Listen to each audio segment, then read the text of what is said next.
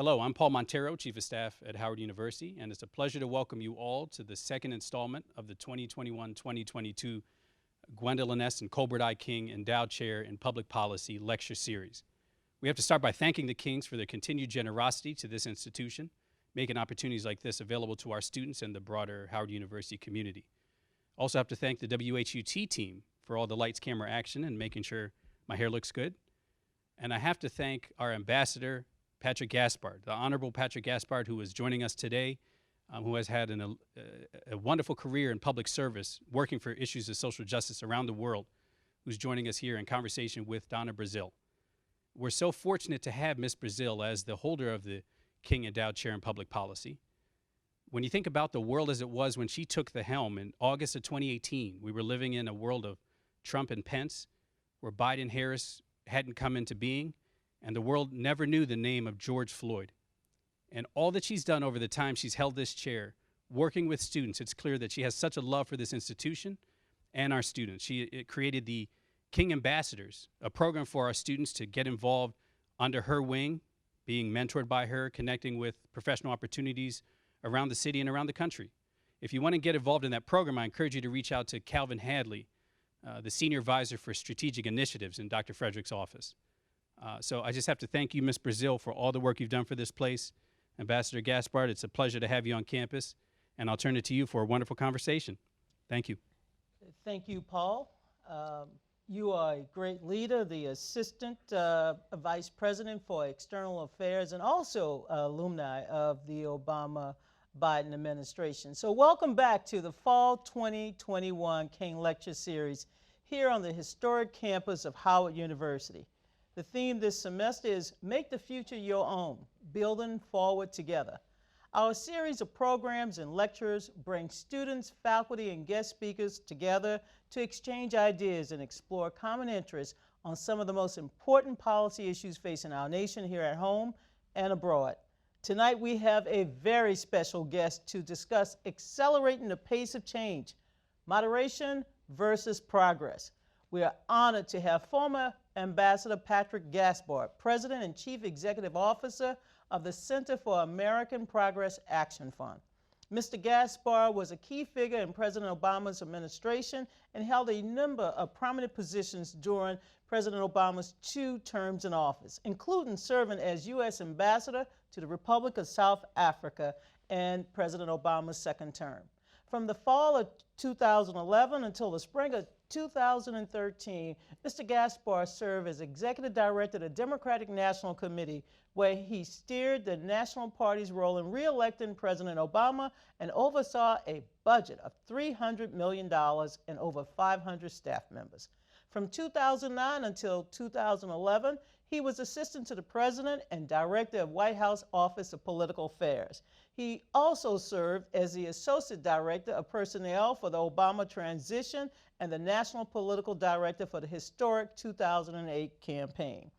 Mr. Gaspard most recently served as President of the Open Society Foundation, one of the largest private philanthropies in the world. He's also been awarded the Springard Medal, which is the highest honor bestowed by the National Association for the Advancement of Colored People.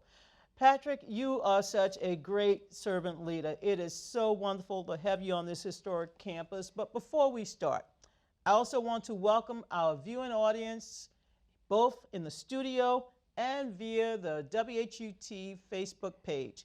Let me remind those of you viewing online to send in your comments and questions to our Facebook page or to #KingLectureSeries. We will leave ample time for your questions. So let's get started. Ambassador Gaspard, good evening, and thank you once again for coming to this campus and to meet such wonderful future leaders, the great students here on campus. I have a question. Sure.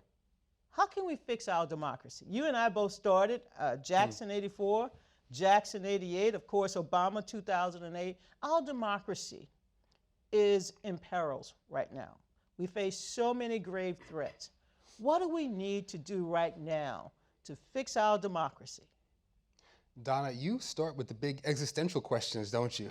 Oh, you know, yes. I'm gonna, with your permission, I'm gonna just back up for 1 second to express profound word of appreciation to you, not just for inviting me into this lecture series, but for several decades of mentorship.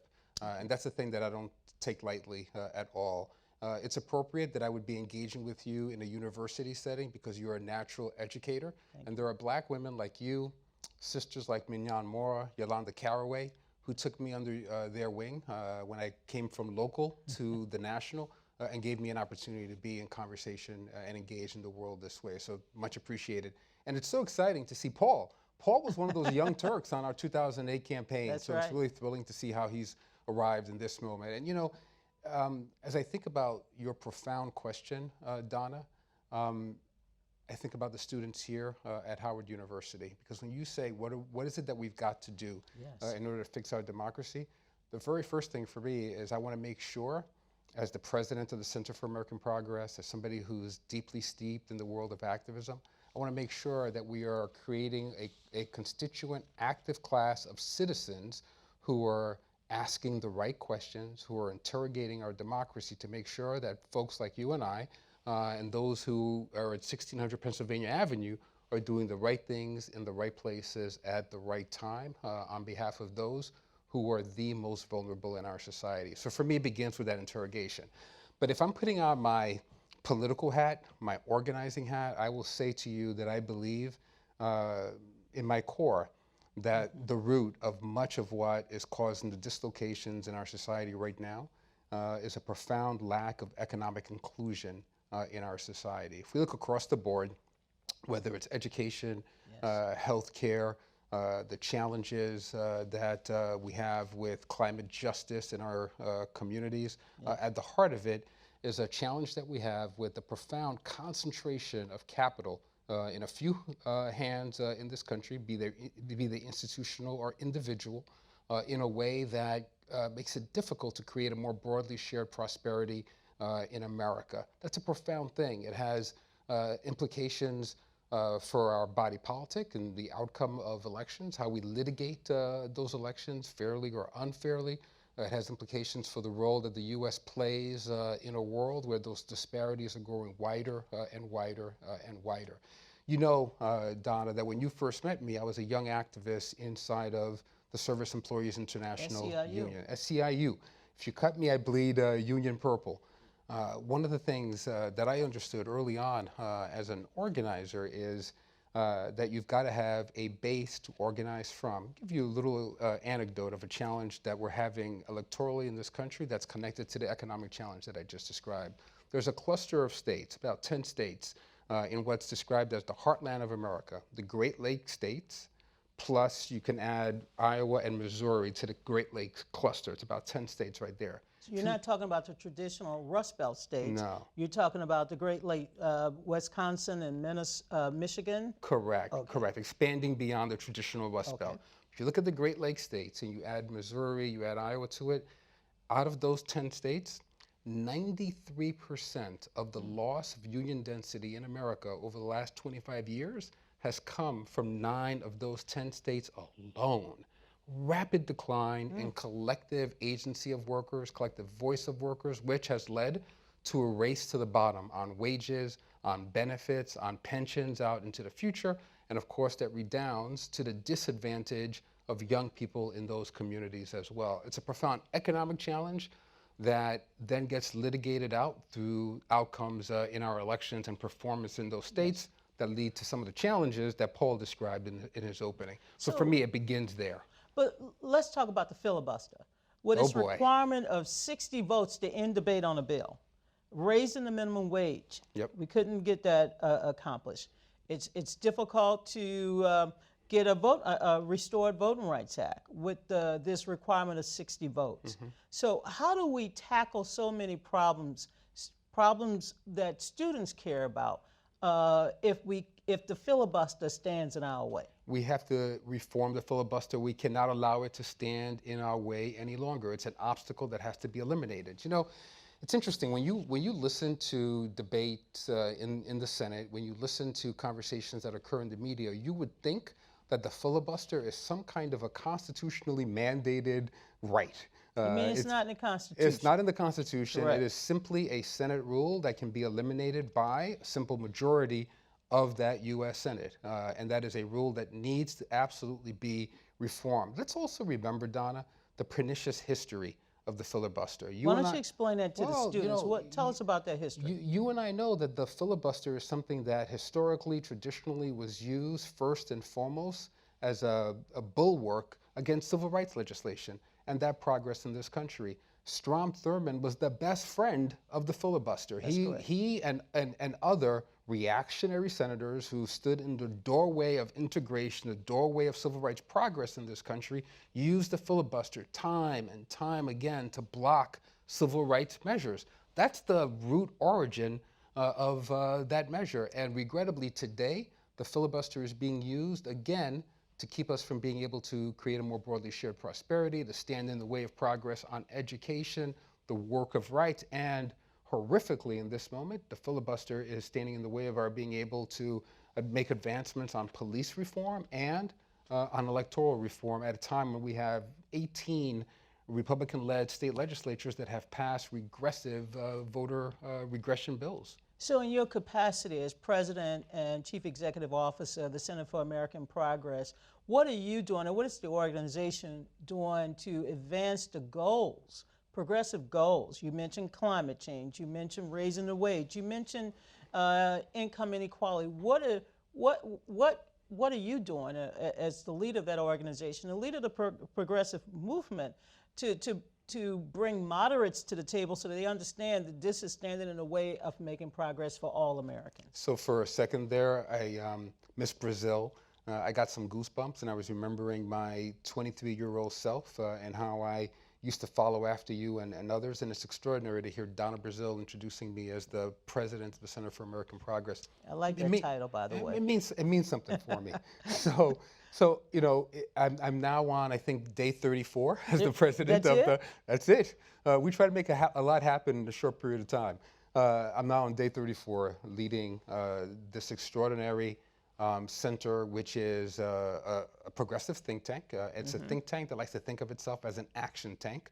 I think that I demonstrated a little bit of that action 2 weeks ago when, after the horrific images that all Americans saw from the Texas border. You went to the border, I heard. I went to the border. I thought that it was an important moment to demonstrate, irrespective of the party that's in charge of the White House, in charge of the Department of Homeland Security, we are not going to allow our fellow human beings to be treated in the fashion that we all saw, with horses, with reins that were being used as whips, and horses being weaponized against black bodies. We were standing up and saying, you don't get to pick and choose which Black lives matter, and you can't have a separate asylum process for individuals of African descent who come from this island, but you're embracing with open arms individuals who come from a space like Cuba, for instance. And we were saying you have to have one asylum process for everyone who comes to our borders, and you can't treat our folks in this fashion.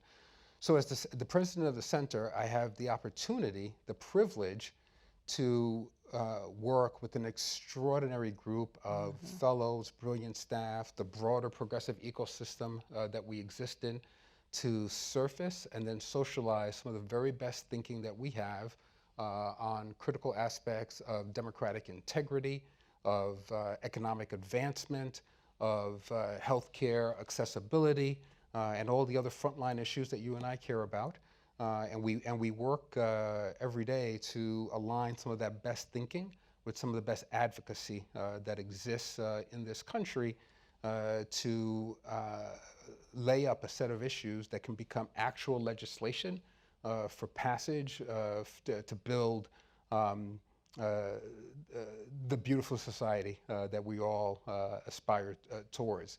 We can speak affirmatively from CAP as principal architects of some of the important provisions of child care that are in the Build Back Better legislation, some of the principal provisions around climate justice that are in this potential reconciliation bill.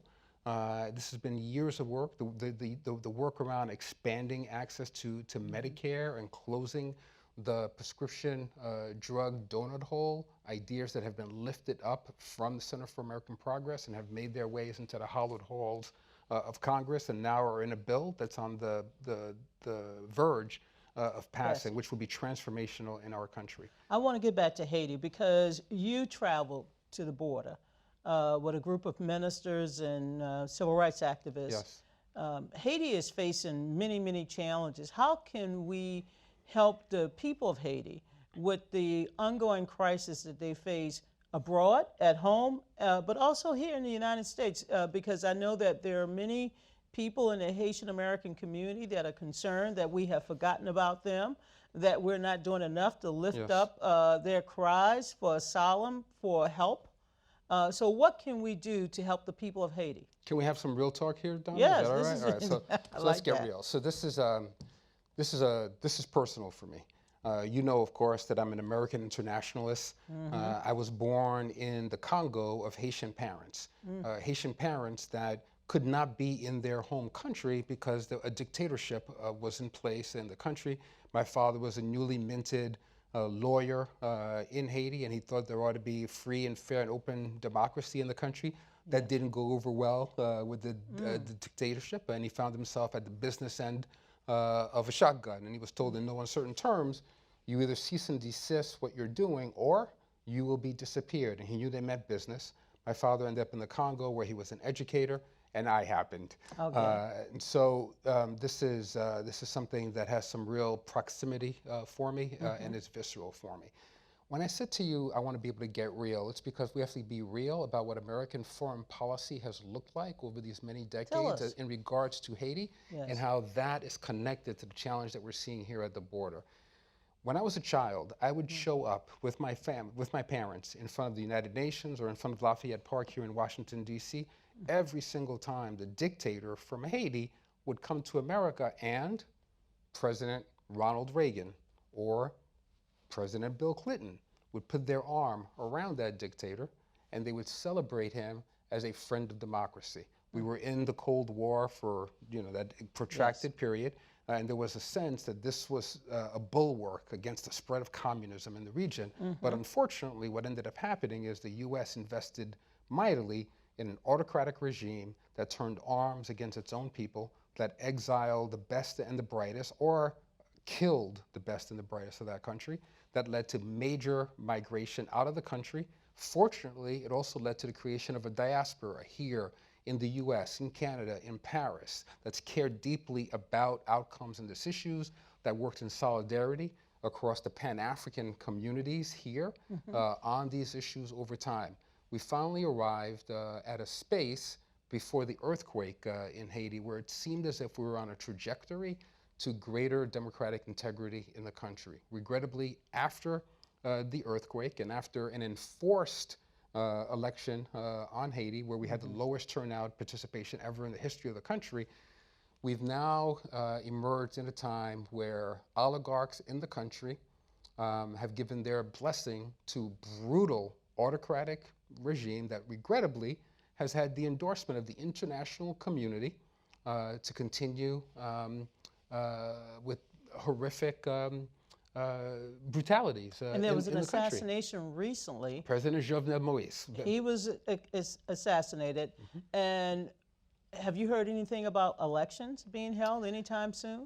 There was talk that there would be elections in Haiti this September. Because of the assassination, that's been pushed off into the future, and now the United Nations and the U.S. State Department are hopeful that there can be elections sometime in the new year.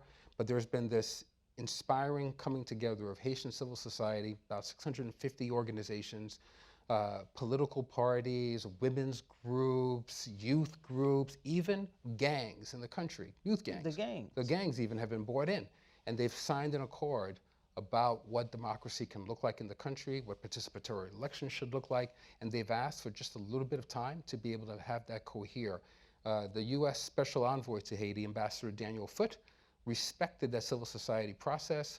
Regrettably, he resigned in protest to the way Haitians were being treated at the border and how that condition was de-linked from democratic outcome at home. I'd love to give credit to Vice President Kamala Harris, who, when she was on The View 2 weeks ago, said in no uncertain terms that Americans had to have a different approach to Haitians at the border. We have to have a humane and workable process for asylum seekers at the border. And Vice President Harris directly connected their plight to advancing democratic outcomes in the country. That ought to be applauded. And I hope that as a consequence of that declaration and the work that Secretary Mayorkas of DHS is now taking on to create a more transparent asylum process, we'll make progress there.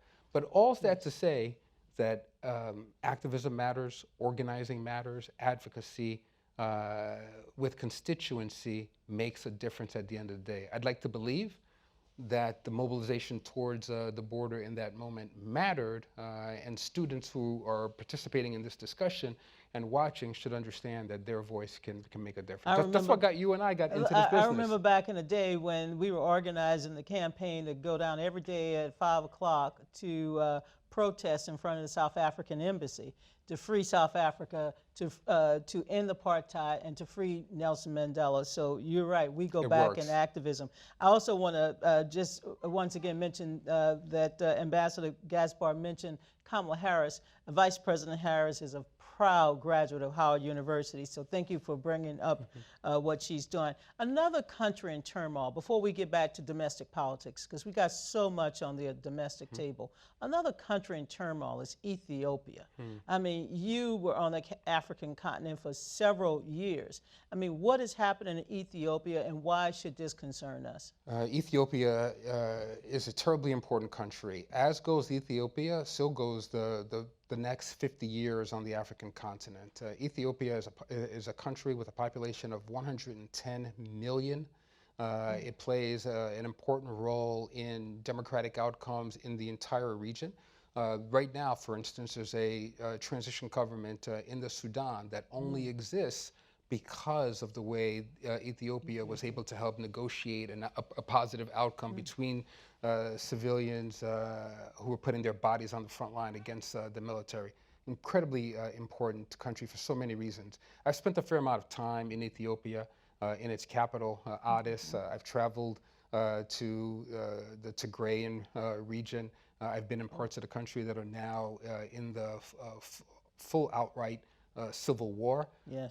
Unfortunately, 2 years ago, 3 years ago, Ethiopia was a place of tremendous hope, and it's changed radically, very quickly. Yes. There was a student movement in the country that led to a kind of rebirth of democratic opportunity. A young prime minister was selected, and he immediately freed political prisoners. He freed journalists. He opened up a space for open debate in the country, and he appointed an independent electoral commission that gave us all a sense that we were moving towards a new day in Ethiopia. Regrettably, Ethiopia is a country that is also highly balkanized, and there are long-standing tensions between ethnic groups that have come in and out of power, and a power-sharing agreement that we thought the country was moving towards fell apart.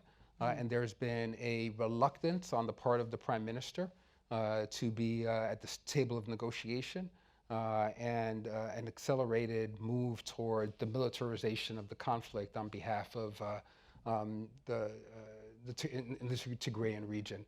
So it's devastating. It's led to widespread challenges of food insecurity, human rights abuses by combatants on both sides, and incredibly proud, beautiful people who I hope are going to be able to resolve this. But they can't get to the other side of this conflict without international mediation, without the expert help of our USAID that's been in Ethiopia for some time now, led by Samantha Power, and without the intervention of a vibrant United Nations, where the United States is making its full contribution in the space of human rights. These are issues I care deeply about and that we all should be invested in. But one of the reasons why I wanted to bring up Ethiopia, and I'm going to bring up Nigeria in a minute, is that we live in an interconnected world, and the majority of the students here at Howard University, the freshman class, they are majoring in political science, and I want them to understand that political science is not just domestic American politics, but understanding the international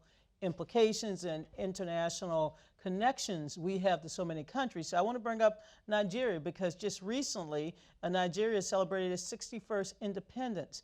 Nigeria has struggled with its own democracy, having several military coups over the last 40 years. So is Nigeria a model for Africa, or are there other countries within the African continents that are more model democracies for the future? You know, so I have to be really careful here because everybody knows that South Africa is my favorite, right? All right, So okay. I got to be real careful. I can't play favorites, but Nigeria is an extraordinary place. If you're in Nigeria, you just become infected with the energy of it, the vibe of it. You just say Nigeria, and there's a kinetic thing. Yeah, you that want to happens. dance. I mean, it's a beautiful country. Those are our people, and Nigeria is also the promise of the continent because of the extraordinary energy resources that are in the country. Regrettably, the blessing of those resources can sometimes, unfortunately, also be a curse. And we've had a kind of corrosive corruption in the politics of Nigeria that's connected to outcomes in the extractive industries and lack of transparency about how those resources are used in country. Those resources have not been used to create prosperity for average Nigerians, and that's created some of the contestation that you're seeing in the politics of the country. Regrettably, again, some ethnic tensions between groups contributes to some of the challenge as well. But at the end of the day, what's true in the U.S. is true in Nigeria, true in Ethiopia, true in Bangladesh. The competition between working class folks for what seem to be very marginal resources, while capital is concentrated in the hands of an elite few, creates all of the difficulties that we're experiencing in sub-Saharan Africa, and the difficulties that we're experiencing in Cleveland, Ohio. There's a connection between these things, and I'm glad that you raised interconnectedness. When you and I came up in this business, you know, it's so funny when I talk to my children, my son and my daughter, and their friends. They have this sense that global politics and global movement and global trends didn't exist before Twitter and Instagram. Right. But when I was 19 years old, I experienced the most extraordinary thing in the world. I was 19 years old in 1986, where after years of mobilizing, folks shutting down classrooms, folks shutting down boardrooms, the U.S. Congress overturned the veto pen of Ronald Reagan, the most powerful person in the world, and forced this country to get on the right side of history on sanctions against South Africa. That's right. So I knew then that collective mobilization was the most powerful thing that our people had, and that was going to be the course of my career for life. Most people don't know that Ronald Reagan at that time was the most conservative president ever elected in the United States. And although he was a conservative, we were able to get an extension of the Voting Rights Act. We were able to get the the third Monday in January designated in honor of Martin Luther King because we mobilized, because we organized. We didn't take to Twitter or Facebook and launch our grievances. We took to the streets and we protested for change. And you know what else? Nonviolent protest. That's right. And there's another important historic lesson in everything that you just said, Donna. When we had to mobilize, when we had to, and I don't want to sound like an old guy preaching to the young, but when we had to organize back then, we didn't have the luxury of just being in our own house of mirrors. We did not just speak to people who looked like us and sounded like us and shared our own echo chamber, but we went to communities and knocked on doors where we weren't sure of the reception that we were going to receive. It wasn't about somebody liking or retweeting something that you said. You didn't know if they were going to welcome you in or stick their dogs on you. I went door knocking in West Virginia back in the day on those issues. I remember. This was not I know, an it was not thing to easy. do. You didn't know if they were going to greet you with a shotgun or a piece of apple pie. That's right. But we did it, and we were able to not only persuade folks towards our issues, but we developed our own expansive sense of what was possible in this politics, and that's an important lesson to carry forward. It's an important lesson that was also most recently utilized in the election of our first black president, Barack Obama. Students, we're going to come to you very soon with questions, so please get them ready. And remember, on Facebook, hashtag King Lecture Series. Mr. Ambassador, there are so many issues on the domestic front that we need to discuss, but I want to go beyond the traditional civil rights issues. I want to talk about an emerging civil rights issue, and that is climate justice. Climate, what's happening with our climate, not just in the United States, but around the world. This is a big issue, and how can students begin to mobilize around climate justice and the climate crisis that we're all facing? That you don't ask easy ones. You know, you've got a whole list there. I'm afraid to see what else is on that list, and Sister you should Donna see what's on my Brazile. brown paper. This is, you know, this is my old paper. This is what I typed up.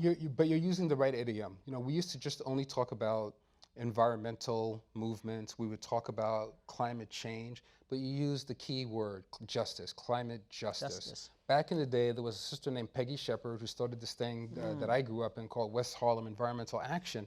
And people didn't know what she was talking about when she started using the word climate justice. And she was able to help us understand that in Texas, in Mississippi, in New York, in California, the siting of environmentally hazardous waste facilities were always in black and brown communities, always in the poorest communities, communities that had proximity to those toxins did not have proximity Cancer to power. Alley. We have one in Alley. Louisiana. Exactly. I grew up near That's Cancer right. Alley. So we can't just talk about climate change and its overall impact. We just talk about climate justice and the adjudication of those issues. So now we're in a moment, and you know, I think that President Biden ought to be applauded for this. President Biden has made it clear that as he moves to pass the Build Back Better legislation, as he moves to pass the infrastructure bill, that he's putting climate justice at the heart of those bills as well. And he's making sure that we have climate mediating policies, but he's also going right at the question of where we have sited highways, where we've sited plants,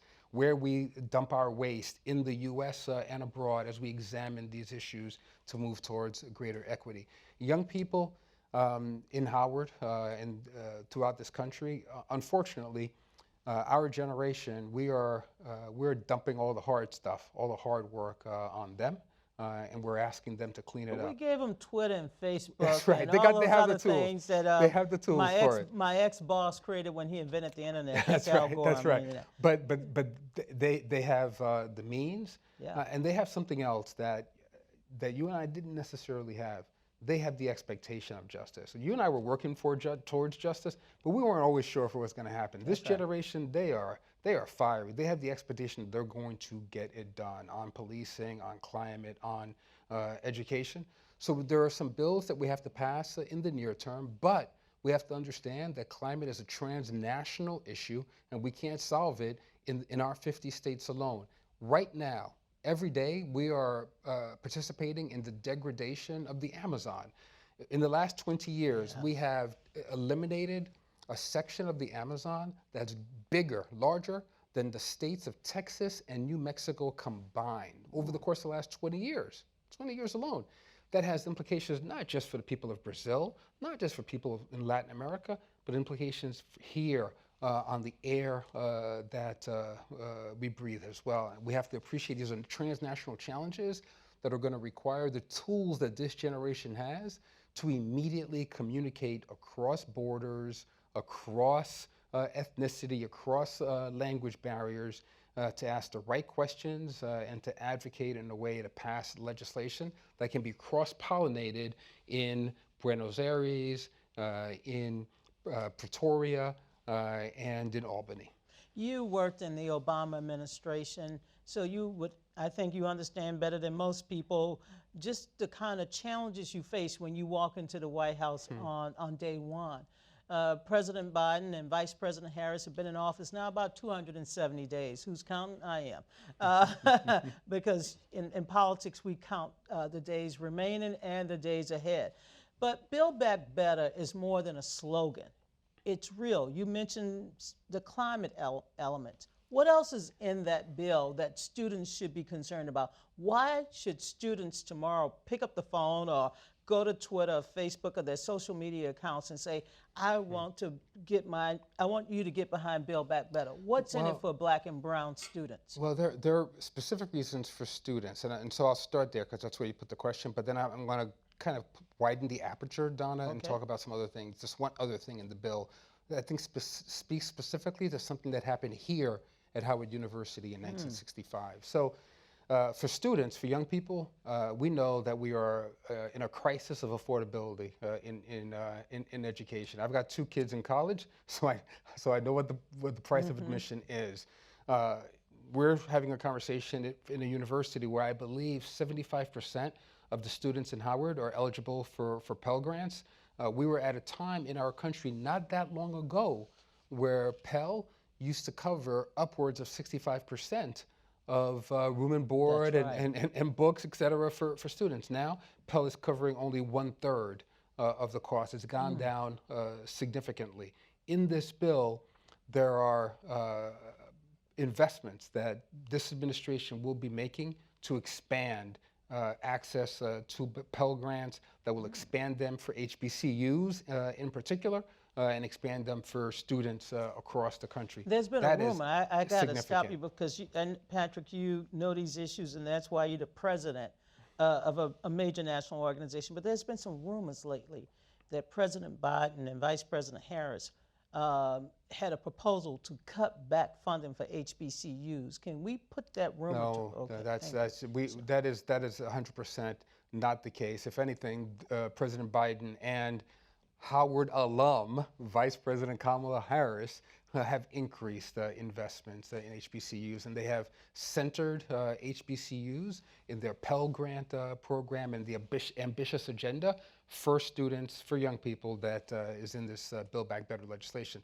But I want to go back in time if I can, because I'm kind of obsessed. You're going back to with 1965 1965. I'm obsessed with history. Head Start program. I remember that year. I'm a Head Start student. So I'm a am Head Start I. pioneer, pioneer generation. here. But here in 1965, then President Lyndon Johnson, who had not yet been elected, he had just come from the storm of the assassination, the storm of his own election, and he was setting out his mandate for the country, and he decided that one of the first places where he wanted to articulate his vision for the future of America was Howard University. So he comes to Howard, 1965. He writes a speech that was crafted by our friend Bill Moyers, and he said that here at Howard, that we need to fulfill the promise of equality. And he spoke to these the young graduating class of Howard University in 1965, and he said that you can't just declare that somebody's been emancipated and then the next day put them on the front line of an Olympic race after you just took the shackles off of them, and then hit the starting gun and act as if they have the same opportunity to succeed in that 100-yard dash as everybody else who's lined up. But instead, you have to make a series of investments to fulfill the prospect of freedom, to get to an opportunity economy. Now, while he's doing this, he is intentionally pushing back against the limitations of Franklin Roosevelt's New Deal. When Franklin Roosevelt passes the New Deal, intentionally, Democrats who passed the New Deal eliminated a whole class of workers from the New Deal. Those were home care workers, home care aides in this country who were primarily women of color, who were taken out of the New Deal legislation. LBJ tries to expand access, doesn't get it done in that generation. Right now, in this Build Back Better legislation, our president, Joe Biden, Vice President Kamala Harris, are centering outcomes for those women who are our essential workers, who have been on the front line of giving care, even though they themselves for their families don't have access to proper care and benefits. The kinds of women that I had the privilege of organizing on behalf of when I was an activist in the union, they are centered in this bill. Domestic workers are centered in this bill. Once we get this done and we bridge the divide between the moderates and the progressives in the House and the Senate, we're going to have a conversation not about $2 trillion versus $3 trillion, but about what we're doing to finally fulfill the promise of the conversation, the pact that Lyndon Johnson made with those Howard students in 1965 to create the kind of inclusive economy that brings women in, that centers people of color, and that makes sure that everybody who walks up to that starting line of that race might have an equal chance to finish it together. Well, I'm going back and read that speech because I think that speech will help clarify, again, why the Build Back Better program will be more expansive and more inclusive. And again, this is a program that is going to be implemented over a series of 5 to 10 years. So before we bring in the students, and I know we have 1 or 2 students who have a question, please go to the microphone so I can call upon you, state your name, where you're from, and also what your major is. But before I call on my first students, how can we bridge this gap between moderates and progressives? I mean, it seems like we are 200 miles apart when we're actually only about 2 miles apart. So first thing I'll say, Donna, is that much of that is exaggerated in the media. Let's appreciate, and students need to understand this, all your viewers need to hear this loud and clear. 96% of Democrats who are in the House and the Senate support this bill. 96% does not suggest to me that we have a civil war that's brewing in the Democratic Party and this wide divide between progressives and moderates. It is true that on some provisions, whether it's taxing the rich and making sure that they pay their fair share, or whether or not there ought to be some means testing for some of these programs, or what the level of investment will be in climate or in the community college program, there are some differences. There are. And since you and I have organized in all 50 states in the country, we know what it means to be a Democrat elected in West Virginia, and how you have a different challenge in communicating to your constituent than a Democrat who's elected in New York. That is a real thing. However, we all have to understand and recognize that in this moment, when we have a very thin majority and a very short period of time to get the people's business done, we have to focus on the areas where we have a broadly shared consensus, and we do on the vast majority of the outcomes that I described, that Paul described when he introduced us, and that you talk about every Sunday when you're on television. Ultimately, there will always be a tension in our great party, because we're not monolithic like the other party is. There's always going to be this great tension in the party between those who are arguing for incremental change and those who are arguing for more accelerated change. It's a natural tension in the body politic. It's a healthy tension. And as an activist who also is responsible for a significant institution, I know that we have to find ways to embody these two things and keep them at a table that reminds all of us that at the end of the day, we have a shared vision of what prosperity ought to mean for the vast majority of our brothers and sisters. I totally agree with you. We have one of our great students here with a question. Hello, my name is Lyric Amodia. I am a junior political science major, African American Studies minor from Arizona by way of Flint, Michigan, and Germany. And to start off, I just want to say thank you so much for taking the time out to come and speak with us and inspiring us with your stories. And my first question to you guys is, how did you balance your calling working in domestic and international politics? That's a fantastic question, Lyrica, and it's just like a Howard student to be from Arizona and Michigan and Germany. I was counting electoral votes, and all of a sudden she mentioned Germany. I'm like, okay. You know, Lyrica, for me, there's never been a tension. I've never had to balance it, but I don't know if it's because of my origin story. As I said, I was born in the Democratic Republic of the Congo, that back then was neither democratic or a true republic. It's had its challenges, and my family is from Haiti. But when I came to this country, I immediately was embraced by the African American community that I lived in uptown New York, but also by the Jewish American community that had experienced the Holocaust and had been welcomed into America. Donna mentioned the Head Start program. My second mom was a Jewish American woman who had survived the Holocaust, and though she lost her family, and she was determined that she was going to give back to an African American community that she thought was similar to her community of loss. So being embraced by these communities has instilled a connectedness on the ground to me, but I've always had a clear sense of what Pan-African solidarity needed to look like, because I knew that because of the activism of African Americans, we were able to free South Africa. I knew that because of the solidarity of people throughout the diaspora, Haitians were able to self-liberate, and then they were able to contribute to the liberation of others in Latin America and beyond. So these things have always been interconnected for me. When I was a young activist in this country, I was first steeped in issues of police brutality. That's where I used to first mobilize. And I gotta tell you that if you're a black person from Harlem, or a black person from Somalia or a black person from Germany, you look the same when police show up in your community and at the door, and you're being racially profiled, and you're being subject to the worst abuses.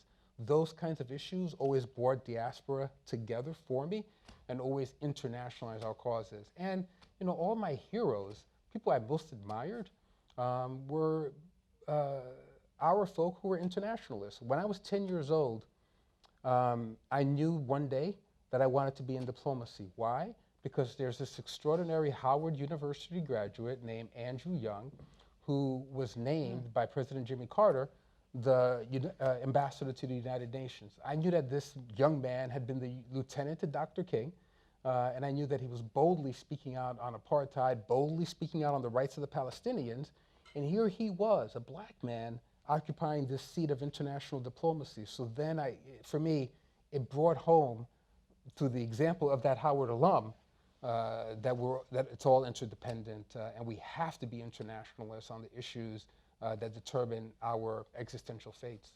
I want to say also, just to add to what Patrick just said, as a young activist, I had an opportunity to work for the Honorable Shirley Chisholm, who was born in the United States in Brooklyn, but she was raised in Barbados.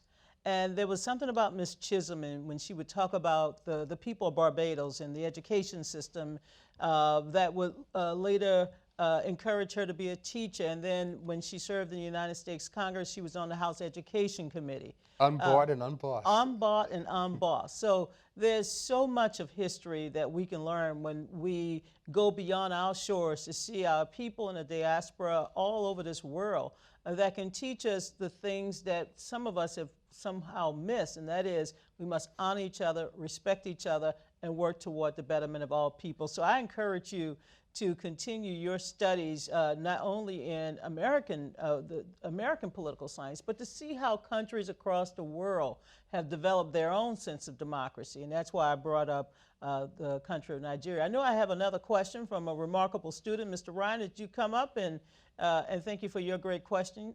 Mr. Ryan, please come up to the microphone.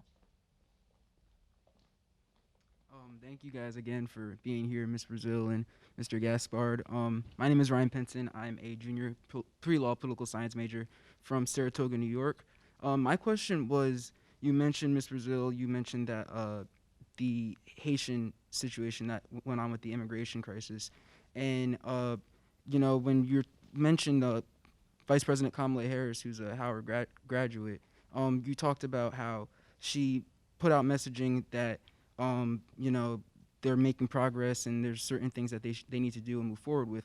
But in a communication standpoint, what was replayed over and over again was the message, do not come. And we heard that all over the place, all over the media for a while. And I'm just curious, from your background in political communications and your background from a standpoint of international relationships, how do you make sure like the right message is portrayed and you know, since 1975, we have allowed millions of people fleeing violence, fleeing, you know, war, to call the United States their home. Just recently, we've allowed tens of thousands of Afghanistans, many who worked with our military personnel and our non-governmental organizations, to resettle in the United States. We've always had a policy of welcoming people through a process. It is illegal across the border, but it is legal to seek asylum. And so it's important that we understand that when Haitians come to our border, they deserve the same rights as any other citizen, any other human being running from violence, running from war, to resettle in the United States through a legal process. They deserve every opportunity. And that's why I do believe that Ambassador Gaspard and civil rights leaders and the clergy and others went to the border to make sure the process was being respected. We should also know under President Trump that a very important program was suspended, unifying Haitians, Haitian Americans with their families.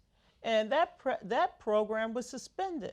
So it's important that we know these issues. I want to You know, you also asked a communications question, and Donna's the communications expert here on this stage. But I'll say, look, in a democracy, you have a cacophony.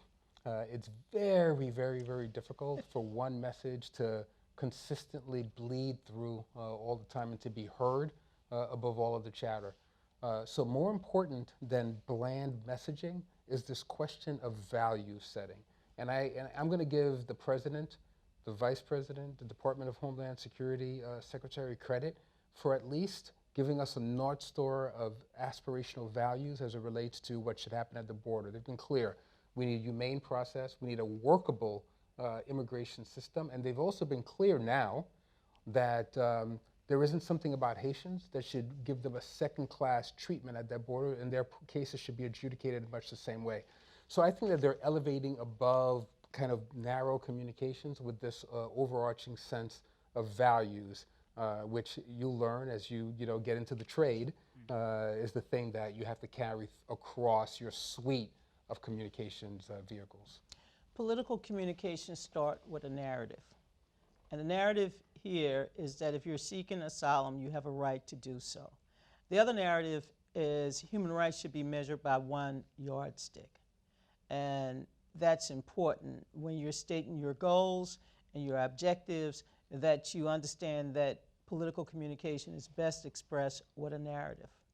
And I think as Americans, we understand that while we have what they call a law, but we also have rules and regulations, and we should not violate those simply because of the skin color of the individuals who are seeking justice and freedom and a better life. We have another question. I know in the time we have left, and I want to respect Ambassador Gaspard's time. He has a lot on his plate, and with the Build Back Better agenda, and also making sure that the Biden-Harris administration, along with progressive activists across the country, are essentially organizing for the change that we voted for in the 2020 presidential election. Our next question comes from another amazing student. Go forward, my sister. Hello, so my name is Michaela Phillips. I'm an honors political science major, history minor from the Bay Area, California. And again, I would like to thank you guys so much for being here. So my question pertained to your guys' mentioning of protesting, which brought me back to about a year or so ago in the height of the Black Lives Matter protests. Right. And I know there was a lot of controversy surrounding nonviolence as opposed to violence and the best way to mobilize a movement. So my question is, what do both of you believe is the best way to mobilize a movement, and is violence sometimes necessary to enact change? No, violence is not necessary. What is necessary is a common objective that can galvanize people, bring people back together. You know, had she lived, she would have turned 104 this month, Fannie Lou Hamer.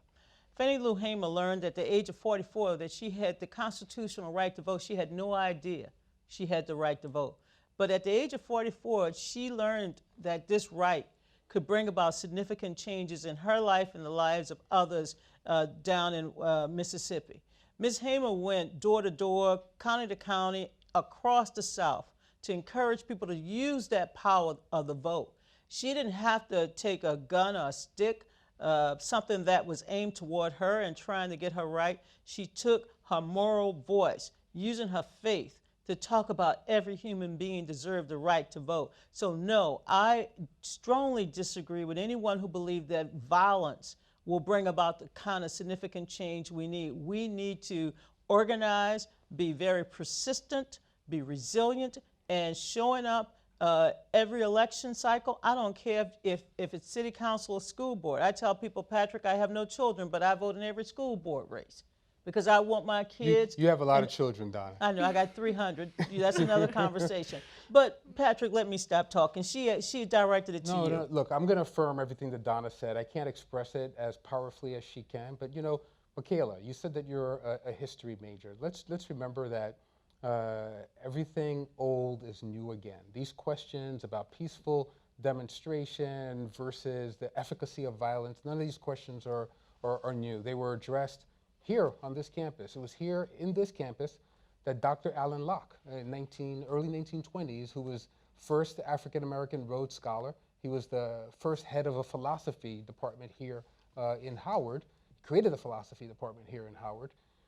he had to adjudicate these very same questions between African Americans, who he declared as the new Negro, who were saying, coming off of the scare of 1920, the riots in 1921, where black people were being lynched across this country, who are coming to Alan Locke and saying, we have to take up arms. That's the only way we're going to make change. And he said, no, that's actually not how we're going to make change. We're going to make change by creating and building citizenry and building our citizenship and making clear what our critical stake is in outcomes in our democracy and leveraging the power that we have as a collective group, not as an individual mob.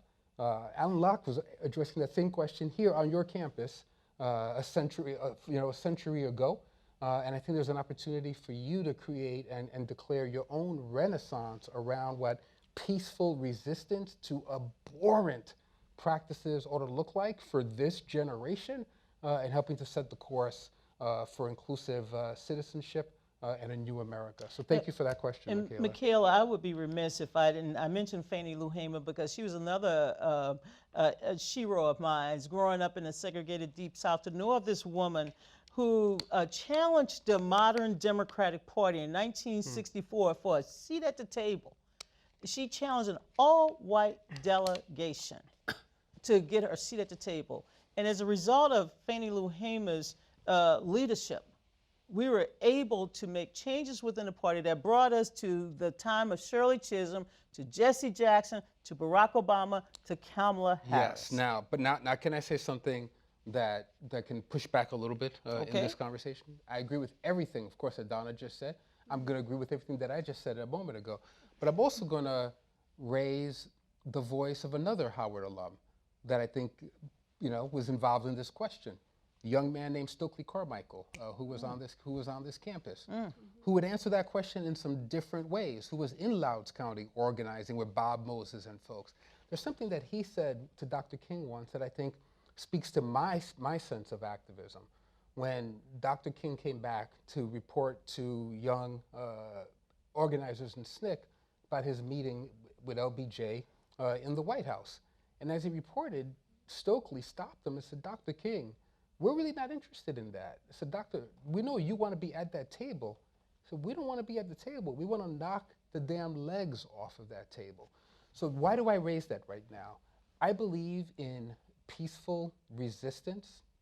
I believe that we make change by coming together in acts of civil disobedience if necessary, but it doesn't mean that we acquiesce. It does not mean that we accept the standards, the rules, the table that's been set by others. And I do agree with Stokely that sometimes you got to knock the legs off of the table instead of just looking to belong at that table.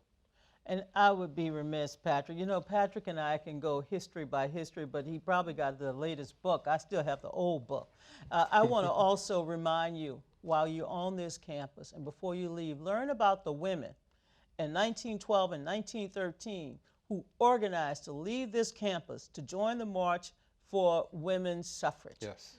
They provided so much energy in making sure we have a 19th Amendment. So when you look at the Civil War amendments, the 13th, the 14th, and 15th, and look at the role that so many Howard graduates played, but also look at the 19th and the 26th, you have a legacy. I mean, this school has given so many people a head start and a healthy start in life. And so that's a history you should be proud of. I know, unfortunately, we've run out of time once again, and I just want to thank everyone for joining us today, the students who are here, of course, WHUT, the amazing staff, President Wayne Frederick and his team of wonderful leaders, Mr. Paul Montero, along with Mr. Calvin Hadley. But most importantly, I got to thank Gwendolyn and Colbert King for their commitment to this university, for their belief in the future of Black excellence that we see here at Howard University. Last but never the least, my good friend, my brother, a leader who is serving the people all across this country as president and CEO of the Center for American Progress, the Honorable Patrick Gaspard. Thank you so much for visiting us on campus. Don't be a stranger. We look forward to seeing you again. I'll be back. Thank you, Howard. Thank you. We're so immensely proud and thankful you were able to participate in today's important conversation and to help us shine a light once again on Black excellence, especially when that excellence stems from Howard University. God bless you. Thank you.